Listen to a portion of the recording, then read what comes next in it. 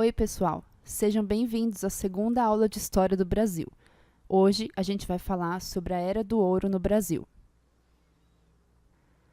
A procura de metais preciosos sempre foi um objetivo dos colonizadores portugueses, desde o ano de 1530. Houveram momentos em que essa procura foi menos urgente, quando o açúcar fornecia lucros imensos e quando o apresamento de índios garantia a prosperidade da população de São Paulo. Mas, na segunda metade do século XVII, tanto a empresa açucareira quanto o bandeirismo de apresamento, ou seja, as bandeiras, entravam em declínio. Ou seja, pelo fato dos holandeses terem iniciado a produção de açúcar nas colônias da América Central, isso começou uma grande concorrência contra o açúcar produzido no Brasil, fazendo com que os portugueses não vendessem tanto quanto eles vendessem antes, portanto, não tivessem tanto lucro com açúcar como eles tinham antes. No fim do século XVII, a produção açucareira no Brasil enfrenta uma séria crise devido à prosperidade dos engenhos açucareiros das colônias holandesas, francesas e inglesas na América Central. Como Portugal dependia muito dos impostos que eram cobrados da colônia, a coroa passou a estimular seus funcionários e demais habitantes, principalmente na atual São Paulo, a desbravar as terras ainda desconhecidas no Brasil em busca de ouro e pedras preciosas. A busca pelo ouro, então, voltou a ser uma prioridade. Agora era necessário buscar por novas riquezas na colônia, a fim de obter lucro e enviar para a coroa portuguesa.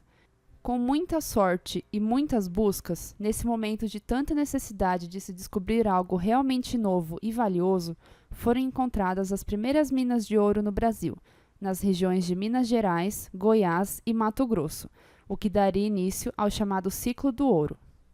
Visando controlar todo o lucro, a capital da colônia, que até então era em Salvador, porque era perto de onde estavam as plantações de açúcar, mudou-se para o Rio de Janeiro, como uma forma de o governo estar mais próximo das regiões exploradas e poder controlar melhor as atividades que viriam a ser as mais lucrativas do período colonial.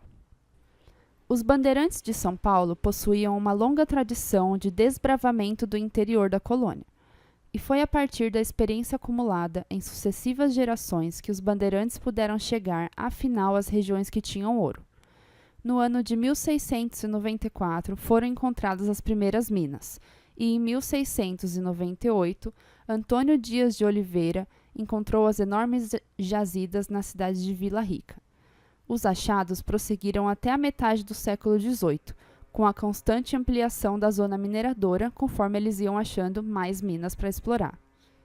No oeste, o ouro foi encontrado em Cuiabá, Goiás e Paracatu, localidade do atual estado de Minas Gerais. Mais ao norte, surgiram as minas de Araçuí, já nos limites entre Minas e Bahia.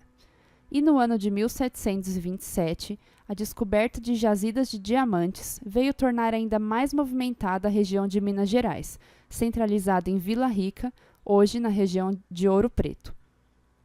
Teve início, então, a primeira corrida do ouro da história moderna. A quantidade de gente aportando no Brasil e deixando Portugal era tanta que no ano de 1720, Dom João V criou uma lei para controlar a saída de portugueses. A lei, claro, não adiantou muito, e logo depois os portugueses passaram a adotar licenças especiais e mesmo passaportes como tentativa de frear o fluxo emigratório português. De 300 mil habitantes que tinham no Brasil no ano de 1690, passaram a ser mais de 2 milhões de habitantes. Durante o século XVIII, no auge do período de exploração do ouro no Brasil, diversos povoamentos foram fundados. Essa foi a medida encontrada pela coroa portuguesa para tentar acalmar um pouco o verdadeiro caos que começava na colônia, com cidades inteiras sendo abandonadas por seus habitantes, que saíam em busca de ouro nos garimpos. Após a queda da produção do sistema de exploração de ouro de aluvião, passou a ser necessárias técnicas mais refinadas, que exigiam a permanência do explorador por maior período junto aos locais de exploração e que também contribuiu para o estabelecimento das vilas.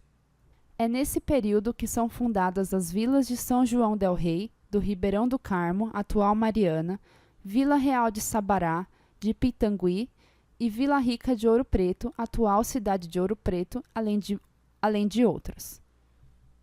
Logo no começo das explorações pelo ouro, a coroa já tinha colocado um imposto chamado de quinto, em que 1/5, ou seja, 20% de tudo que fosse extraído, teria que ser pago pela coroa. Além disso, conforme a exploração foi crescendo e se tornando mais lucrativa, a coroa portuguesa colocou outros impostos, gerando uma série de insatisfações na colônia brasileira, que teve várias repercussões, como a gente vai conversar daqui a pouco e nas próximas aulas. As descobertas deveriam ser imediatamente comunicadas às autoridades portuguesas, que providenciariam a demarcação de datas ou lotes a serem distribuídos. O descobridor tinha o direito de escolher em primeiro lugar, e a Fazenda Real também ficava com um lote, que vendia em leilões. Os lotes restantes eram repartidos entre os candidatos. Tinha prioridade quem possuísse maior número de escravos.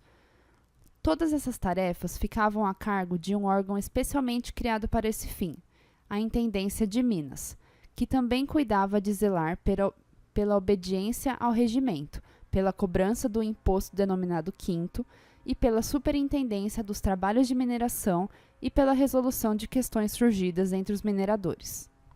Vários foram os sistemas adotados pela coroa para cobrar o imposto do quinto. Devido à dificuldade de controlar o contrabando na Idade do Ouro, as autoridades criaram, em 1725, as casas de fundição, onde todo minerador deveria entregar o ouro em pó extraído.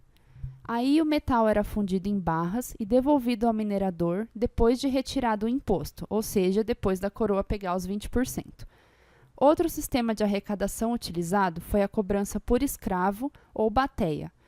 E no auge da atividade mineradora, no ano de 1762, fixou-se a parte devida à metrópole em 100 arrobas por ano, e não mais os 20%. Essas taxas eram altíssimas e deixavam os mineradores completamente inconformados, porque eles viam uma grande parte do seu lucro indo parar nas mãos de quem nada fez para conseguir ele, sendo que ele tinha feito tudo sozinho, indo lá e minerado o ouro. Essa quantidade alta de imposto não foi alterado, mesmo quando a mineração declinou. Depois, para completar os 100 arrobas de ouro exigidos pela coroa, houve a decretação do imposto chamado derrama, que causou maior indignação popular e manifestou-se em movimento de luta contra a opressão, a Inconfidência Mineira, conforme a gente vai conversar mais para frente. Mesmo antes da Inconfidência, muitas rebeliões já haviam eclodido.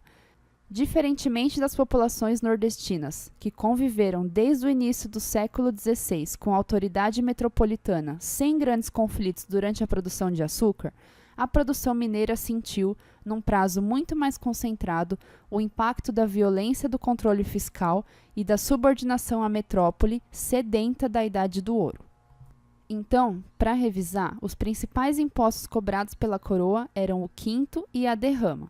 No quinto, 20% de toda a produção do ouro pertenciam ao rei português. Então, se você fosse um explorador, você ia lá, captava o seu ouro e 1/5, ou seja, 20% daquilo ia direto para a coroa, era um imposto. E o imposto chamado de derrama, em que a colônia deveria acarretar uma cota de aproximadamente 1.500 quilos de ouro por ano e, caso essa cota não fosse atingida, penhorava-se os bens dos mineradores. É aquela coisa do 100 arroba, porque assim, enquanto a atividade mineradora estava dando muito lucro, enquanto os mineradores estavam encontrando muito ouro, a coroa estava pegando 1/5, ou seja, 20%, e aquilo era muito ouro, então valia muito a pena para a coroa. Quando a atividade mineradora começou a decair, quando as pessoas não estavam mais encontrando novas minas, ou seja, não tinham lugares novos para explorar e todos os lugares já estavam sendo explorados, a produção de ouro começou a diminuir.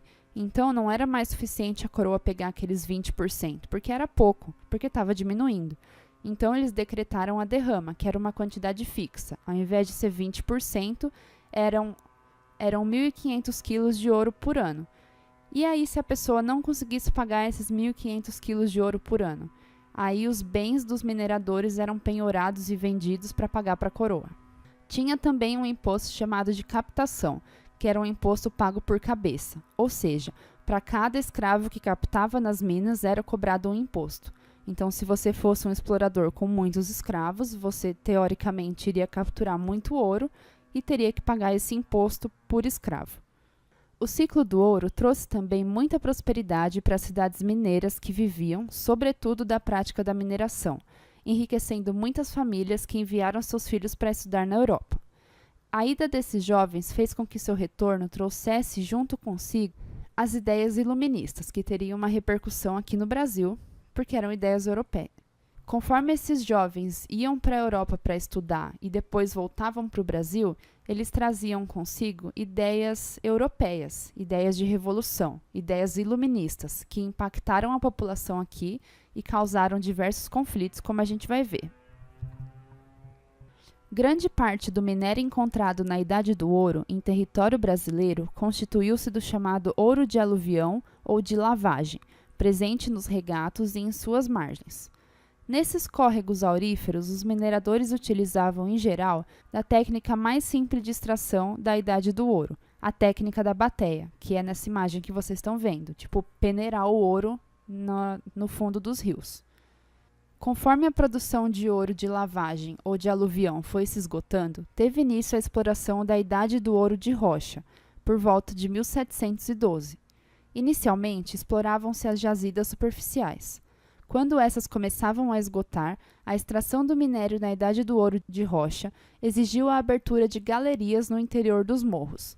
Essas galerias eram feitas de modo precário, e seu desmoronamento soterrava muitas vezes e para sempre jazidas ainda produtivas. Essas técnicas rudimentares também acarretavam a perda de grande quantidade de ouro de aluvião, misturado à lama constantemente removida dos riachos. Tudo isso se refletiu no rápido declínio da atividade mineradora. No auge da extração aurífera, em meados do século XVIII, a produção chegou a atingir 15 mil quilos de ouro por ano.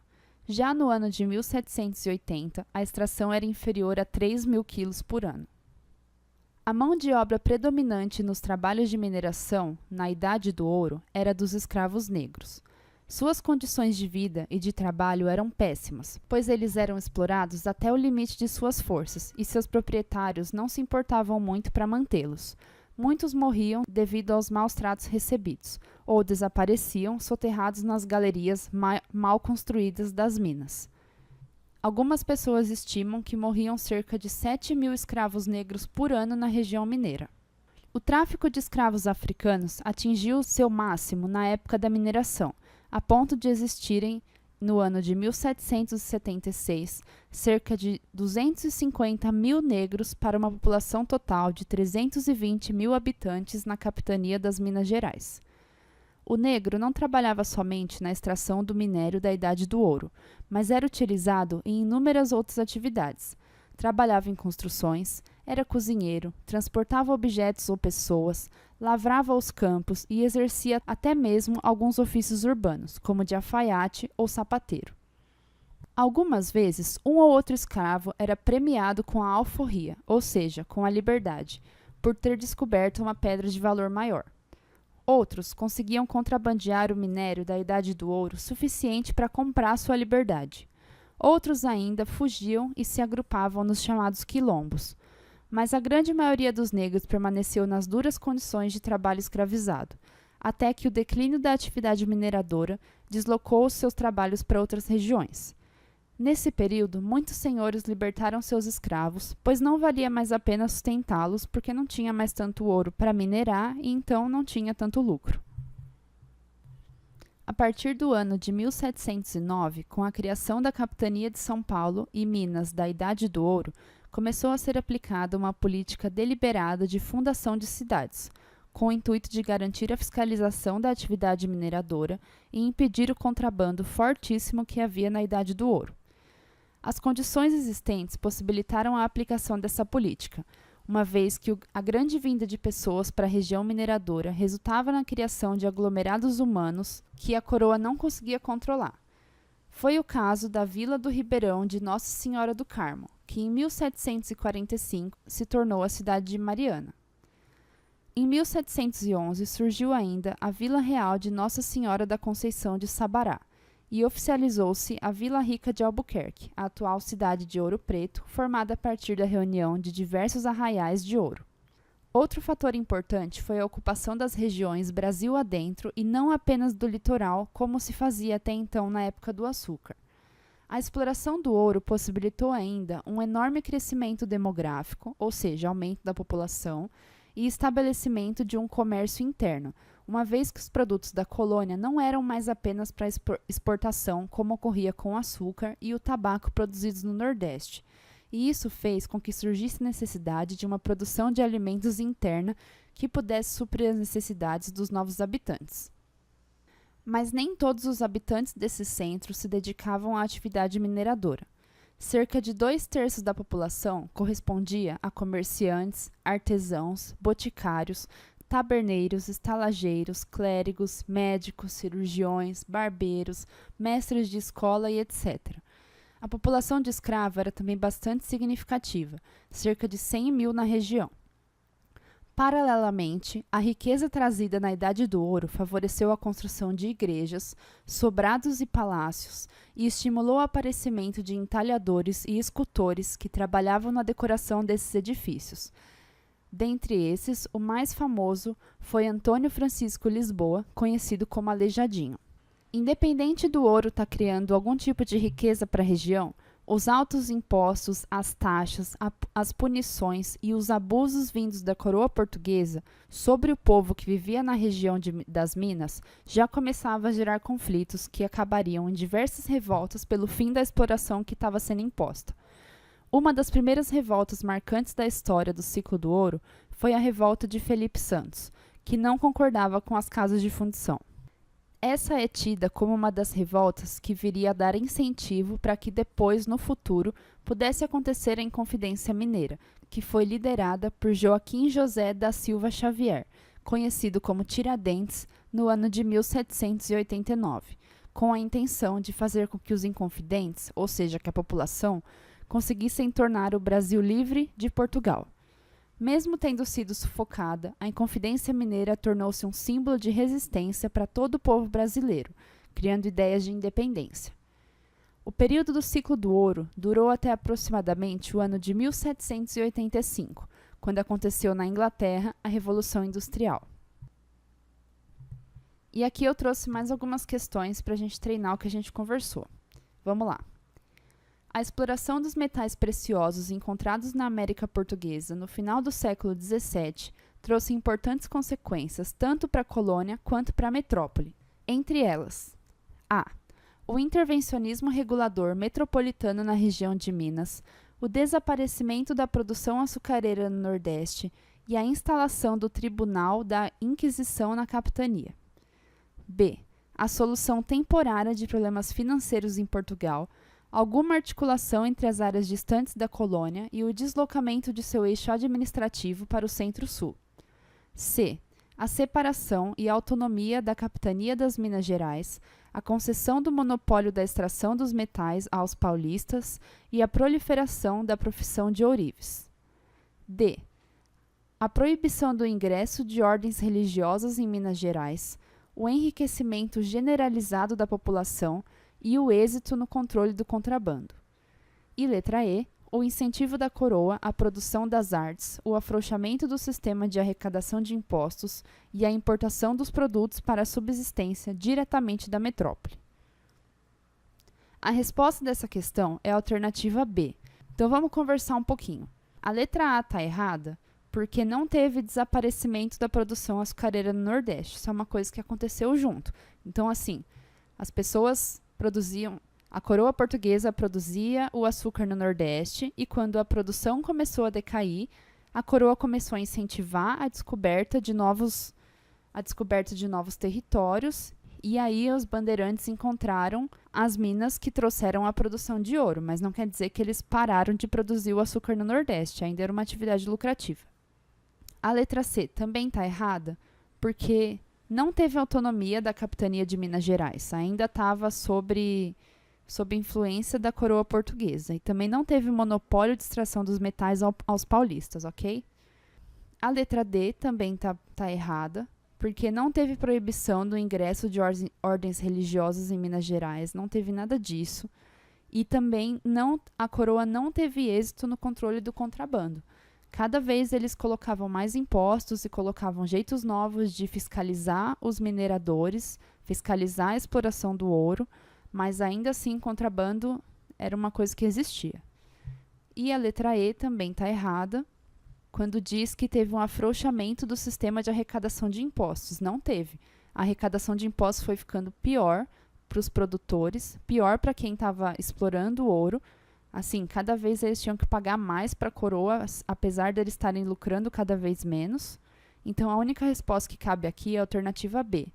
A exploração dos metais preciosos trouxe a solução temporária de problemas financeiros em Portugal, porque a produção de açúcar tinha caído e o ouro veio como se fosse uma salvação. Era uma coisa muito, muito lucrativa que veio num momento que Portugal estava precisando muito. Alguma articulação entre áreas distantes da coroa, realmente, né? Porque teve exploração de novos territórios, que antes o pessoal ficava só no litoral, onde era a produção de açúcar, e o deslocamento de seu eixo administrativo para o centro-sul. Lembra que eu falei? Antes, a capital da colônia era em Salvador, e agora eles trocaram a capital para o Rio de Janeiro para ficar mais perto das minas. Próxima questão. Sobre a fiscalização realizada pela coroa portuguesa na zona mineradora de sua colônia brasileira, são feitas as seguintes afirmações. 1. A partir do momento em que os portugueses souberam da descoberta do ouro em terras brasileiras, a necessidade de controle sobre a exploração das jazidas aumentou substancialmente. 2. A pressão exercida pelos portugueses, junto aos mineradores, motivou uma série de conflitos entre os colonos e as autoridades metropolitanas. A escassez de metais e pedras foi sistematicamente respondida com o enrijecimento da fiscalização lusitana. Lusitana é portuguesa, tá, galera? 3. Em 1702, a metrópole oficializou a criação da Intendência das Minas, órgão que deveria administrar as regiões auríferas, respondendo pelo policiamento, a cobrança de impostos e julgamento dos crimes ocorridos nessas localidades. E aí a gente tem que ver quais alternativas estão corretas e assinalar a melhor alternativa. Nessa questão, a melhor alternativa é a alternativa D, que fala que todas as afirmativas estão corretas. Então, vamos dar uma lidinha de novo. Quando souberam da descoberta do ouro, aumentou o controle pelos portugueses. É verdade. Também, a pressão exercida pelos portugueses criou uma série de conflitos entre os colonos e a metrópole. Também é verdade. E no terceiro, a criação da Intendência de Minas, para administrar as regiões auríferas. Lembra que eu disse que cada vez mais os portugueses estavam ficando mais duros com relação à fiscalização? Essa Intendência de Minas foi um órgão que deveria cuidar das questões do ouro aqui no Brasil. Então, administrar as regiões auríferas, responder pelo policiamento, cobrança de impostos e julgamento de crimes. Todas as alternativas estão corretas. Pessoal, essa foi a aula sobre a Idade do Ouro no Brasil. Espero que vocês tenham gostado e continuem assistindo às aulas de História no Brasil. Até a próxima!